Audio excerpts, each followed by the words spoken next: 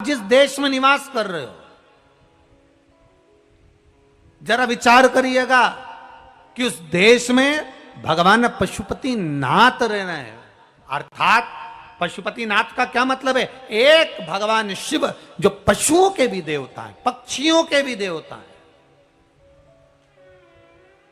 एक भगवान शिव जो असुरों के भी देवता हैं, देवताओं के भी देवता हैं। एक भगवान शिव अप्सरा, गंधर्व, जलचर, थलचर, वायुचर जितने हैं सबके देव हैं।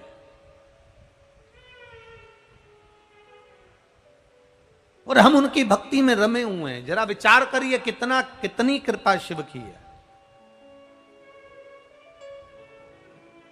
सबसे कीमत वाला शरीर है ये। कौन सा शरीर? मनुष्य का शरीर सबसे कीमत वाला है। एक किडनी की कीमत दूसरी किडनी की कीमत किसी हॉस्पिटल में जाके मालूम करना कितना कीमत वाला है। अब तुम किसी एक साधारण जीव जंतु, चिड़िया, पशु, पक्षी को लेकर चले जाओ, उसकी इतनी कीमत मिलेगी क्या? अरे बोलो, जम के बोलो जरा, मिलेगी इतनी कीमत? सबसे कीमत वाला शरीर है ये मनुष्य शरीर। और जरा विचार करिएगा, तो नहीं लगेगा? अरे बोलो तो रे जरा, नहीं लगेगा ना? 25 लाख की गाड़ी में डीजल और पेट्रोल नहीं डाला जाए और क्रोसिन का तेल और घासलेट डालकर चला लोगे क्या? अरे जम के बोलिए जरा, नहीं चला सकते ना? नहीं हो सकता है 50 लाख की गाड़ी, और अगर तुम्हारे 50 लाख की गाड़ी में, 60 लाख की गाड़ी में, 1 करोड़ की गाड़ी में डीजल पेट्रोल नहीं है, तो तुम क्या वो घासलेट का तेल, क्रोसिन का तेल डालकर चला सकते हो 1 करोड़ की गाड़ी? 50 लाख की गाड़ी?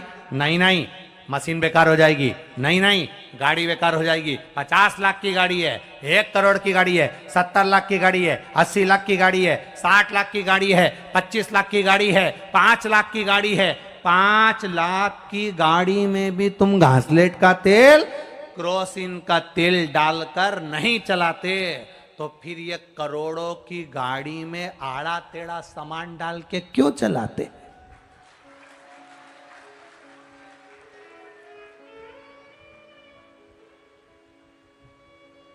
बोल बम का नारा है। हम जब आ रहे थे तो हमने देखा था कहीं इधर टंग रहे, कहीं उधर टंग रहे। हमने कहा गाड़ी इतनी कीमत वाली और घासलेट का तेल डाल डाल के चला रहे। कितनी कीमत इस गाड़ी की, कितनी कीमत? गाड़ी तो देखो कितनी कीमत वाली है। 25 लाख की गाड़ी, 5 लाख की गाड़ी, 10 लाख की गाड़ी, 50 लाख की गाड़ी। कभी अंदाजा लगाना इस शरीर की कीमत क्या है? एक किडनी खराब होती है, जब किडनी बदलने का समय आता है, बाजार से दूसरा जब डोनेट करता है लाखों रुपए लेकर एक किडनी देता है। कीमत लगाइए जरा इस गाड़ी की कितनी कीमत है। एक लीवर गड़बड़ होता है, उस लीवर की कीमत लगाइए। एक आंख गड़बड़ होती है, उस आंख की कीमत लगाइए। एक दांत बेकार हो जाता है तो दांत की कीमत लगाइएगा कि वो दांत चले गया तो आपको कितना कष्ट भोगना पड़ रहा है। शरीर के एक एक अंग की कीमत लगाइए। 50 लाख की गाड़ी को घासलेट के तेल से, क्रोसिन के तेल से मत चलाओ, गाड़ी की मशीन खराब हो जाएगी। उसी तरह इस शरीर को आड़ा टेढ़ा खा के मत चलाओ, मशीन खराब हो जाएगी, बाद में दुख हो जाएगा, ये चल नहीं पाएगी। आजकल बीमारी इतनी बढ़ गई साहब, ये मशीन गड़बड़ हो गई ना तो बीमारी इतनी बढ़ गई। 15 साल के बच्चे को तो अटैक आ जाता है, हार्ट अटैक। 15 साल का बच्चा, 10 साल का छोरा, 5 साल का। चश्मा नहीं है। अभी हम अगर इसी नेपाल देश की बुजुर्ग माताओं से मिले तो उनकी आंख में आज भी चश्मा नहीं है। और नई नवेली बहू इतनी डेंटिंग पेंटिंग करने वाली, और मालूम पड़े अभी भी ऐसी डब्बी में से निकाल के, और चश्मा तो आजकल लगाती नहीं क्योंकि चश्मा लगाने में उसका फैशन जाए, तो इतनी सी डब्बी में ना जाने क्या रखा रहता है, उसको निकालेगी और आंख को ऐसा फाड़ेगी। क्या बोलते जी जी? हाँ बस तुम समझ गए ना, कथा हो गई समझ। बस महाराज तो समझा समझाया, तुम समझ जाओ बस, हो गया हो।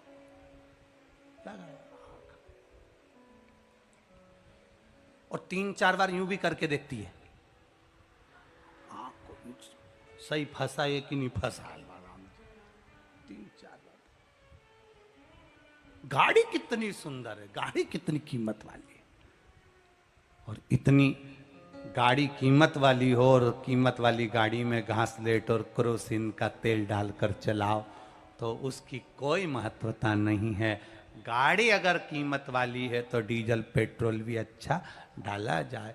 महाराज ये विचार करिएगा जरा, इसकी कीमत समझिएगा मानव के देह की। जिसने कीमत समझ ली उसका जीवन धन्य हो गया, जीवन धन्य। खाली न जाता कोई दर से तुम्हारे, खाली न जाता कोई दर से तुम्हारे, मैं भी खड़ी हूँ नन्ही बाहें पसारे, अपने हृदय से लगा लो लगा लो, गिरा जा रहा हो उठा लो उठा, प्रभु अपने दर से अब तो न टालो, गिरी जा रही हूँ उठा लो उठा लो। शिव कथा कह रही है, भगवान शंकर का पावन चरित्र कह रहा है। इतनी कीमतवान गाड़ी का एक तत्व पहचानो, इसकी कीमत जानो।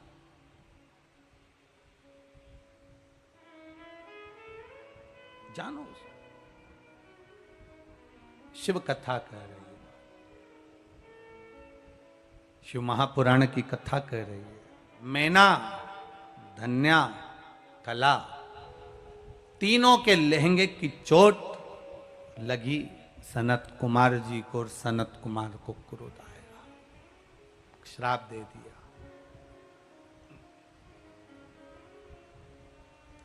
तुम्हें मृत्यु लोक में जाना पड़ेगा। आंखों में जल भर गया। तीनों ने शिव जी की आराधना की। अभी आपको कहा था नेपाल देश एक ऐसा देश है जिस देश में भगवान शंकर जन्म लेने वाले बच्चे को भी गुरु मंत्र देने के लिए आते हैं। ये कोई साधारण देश नहीं, में प्रकट हो जाते हैं।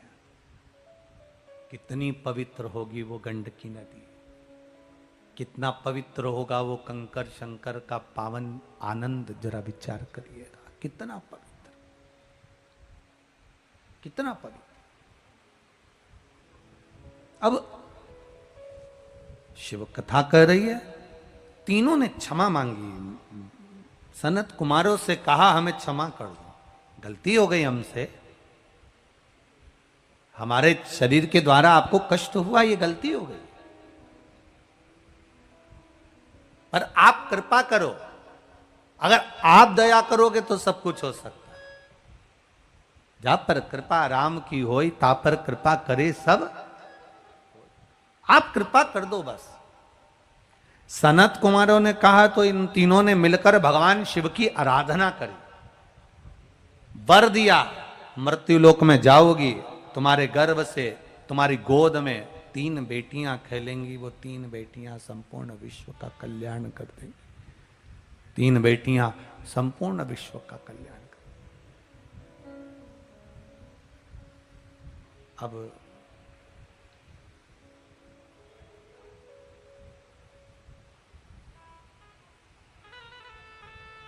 मैनावती के गोद में मां पार्वती जी है। जरा ध्यान देना, डोलेश्वर महादेव शिव महापुराण की कथा चल रही है, और आपको कहा कि भगवान शिव आकर गुरु मंत्र देते हैं नेपाल देश की इस धरा पर, तो हमको जरा गहनता में लेना पड़ेगा कि नेपाल देश की इस धरा पर देवाधिदेव महादेव के इतने मंदिर पूरे नेपाल देश में, पूरे नेपाल देश में,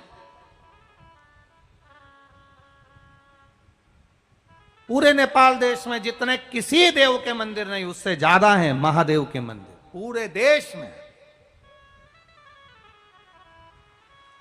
पूरे नेपाल देश के अंदर।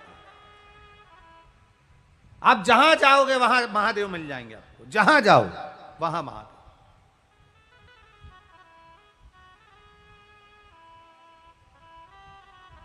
और बड़े प्राचीन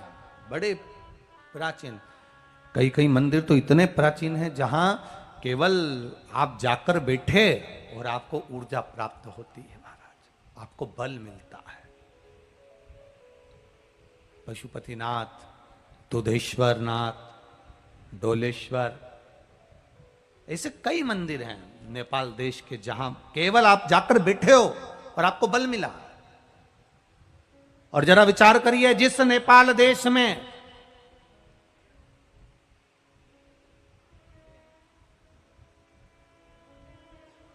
पूरे विश्व को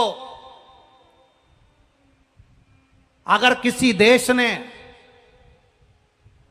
ढेरों माल दिया हो, ढेरों संपदा दी हो, कोई कहता है अमेरिका ने उसको ये दिया, कोई कहे भारत ने उसको ये दिया, कोई कहे पाकिस्तान ने ये दिया, कोई कहे इंग्लैंड ने ये दिया, कोई कहे हालैंड ने ये दिया, कोई कहे चीन ने ये दिया, पर नेपाल देश ने संपूर्ण विश्व को अगर कुछ दिया है तो एक कन्या का सम्मान करने का, पूजन करने का एक क्रम नेपाल ने दिया है कि कन्या की पूजन कैसे करी जाती है, कन्या का आदर कैसे करा जाता है, एक छोटी सी कन्या का सत्कार कैसे करा जाता है, एक छोटी सी कन्या का मान सम्मान कैसे करा जाता है, एक छोटी सी कन्या में देवी कैसे देखी जाती है, एक छोटी सी कन्या में देवी का भाव क्या होता है, एक छोटी सी कन्या में देवी का क्रम क्या होता है, एक छोटी सी कन्या में देवी कैसे विराजमान होती है, एक छोटी सी कन्या में उसके चरण में देवी का कैसे आनंद होता है, छोटी सी कन्या में देवी का वास कैसे होता है। ये नेपाल देश ने संपूर्ण देश को बताया है कि छोटी सी कन्या में देवी का स्वरूप होता है। ये नेपाल देश बताता है।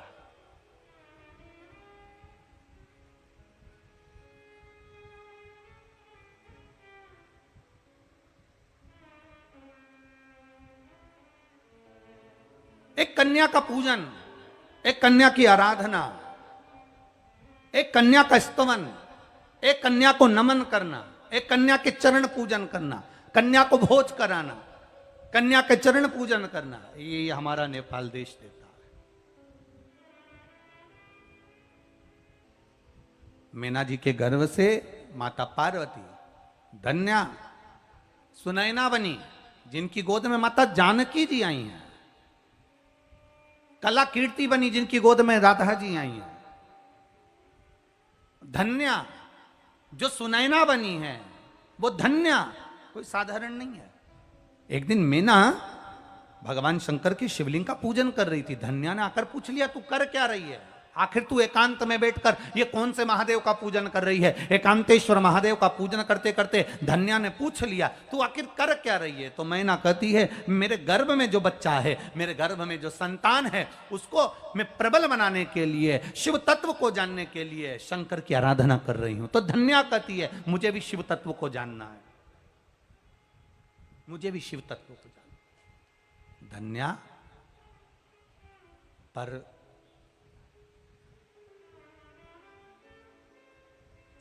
तू मृत्यु लोक में जन्म तो लेगी धन्या, पर तेरे गर्भ से संतान का सुख हो ये मैं नहीं कह सकता। धन्या कहती है, तुम किसकी पूजन कर रही हो? मैना कहती है, मैं महादेव की आराधना कर रही हूं, एकांतेश्वर महादेव की। अगर मैं शिव की आराधना करूंगी तो क्या शंकर भगवान मेरी झोली नहीं भरेंगे? क्या मैं शिव की आराधना करूंगी तो क्या महादेव मेरी गोदी नहीं भरेंगे? अकाल मृत्यु वो मरे जो काम करे चंडाल का, काल उसका क्या बिगाड़े जो भक्त हो महाकाल का। जो शिव की आराधना करने वाला होता। एक पत्र आया है, देखिए उस पत्र में क्या लिखा।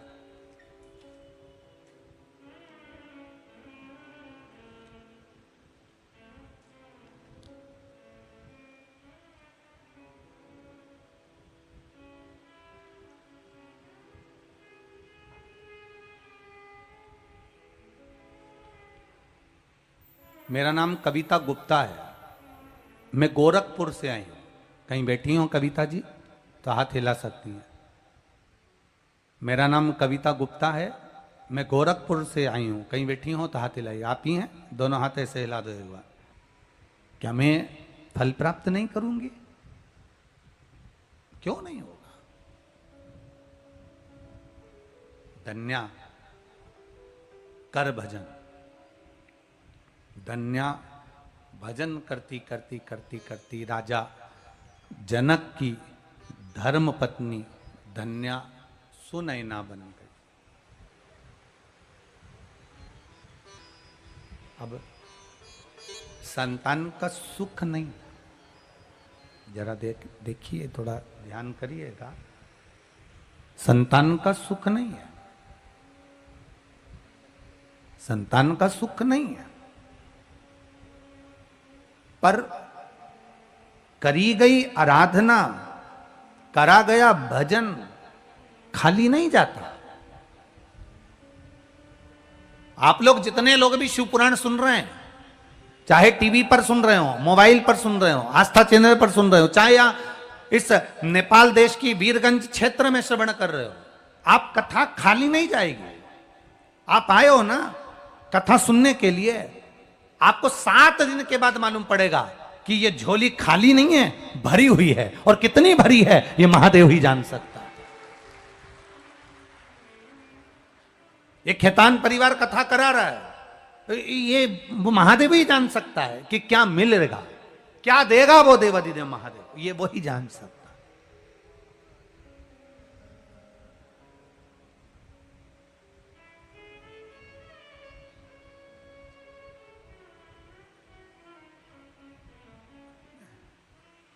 3 घंटा 2 बजे से 5 बजे तक का समय आपने अपना सोने का समय, अपने काम का समय, कहीं जाने आने का समय सब छोड़कर आप अपना समय निकाल कर अगर महादेव को दिए हो तो महादेव भी तो कैलाश पर बैठ। सुनैना जी पूछे कि मेरा करा गया तब कभी साथ देगा, मेरी भी झोली भराएगी। महादेव की पूजा कभी खाली नहीं जाती, शिव महापुराण कभी खाली नहीं जाती, भगवान का भजन कभी खाली नहीं जाता, भगवान के सामने शीश झुकाया कभी खाली नहीं जाता, भगवत नाम का कीर्तन कभी खाली नहीं जाता, भगवान का किया गया गुणगान कभी खाली नहीं जाता। जीवन में 1 लोटा जल अगर आपने देवाधिदेव महादेव को चढ़ाया है खाली नहीं जाता। शंकर भगवान को बेलपत्र चढ़ाई है खाली नहीं जाती। एक बेलपत्र का सुख क्या होता है ये संसार के लोग समझ नहीं पाएंगे। पर आने वाला समय इतना विचित्र हो जाएगा कि इस बेलपत्र की कीमत लोग धीरे धीरे जब रिसर्च करेंगे कि आखिर सियोर वाला महाराज क्यों कहता है कि शंकर जी पे चढ़ी हुई बेलपत्र खाओ, किडनी ठीक हो जाती है, लीवर ठीक हो जाता है, शुगर ठीक हो जाती है, थायराइड ठीक हो जाती है, बीपी ठीक हो जाता है। एक बेलपत्र में ऐसा क्या सुख है कि sugar, BP, thyroid, kidney, liver सब ठीक हो जाता है।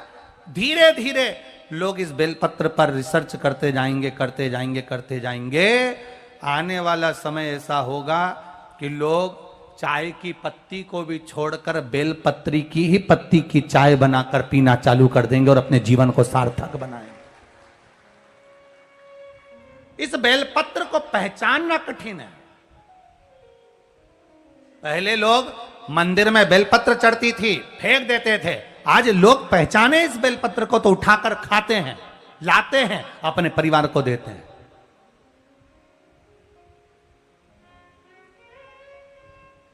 एक बेलपत्र का सुख क्या है?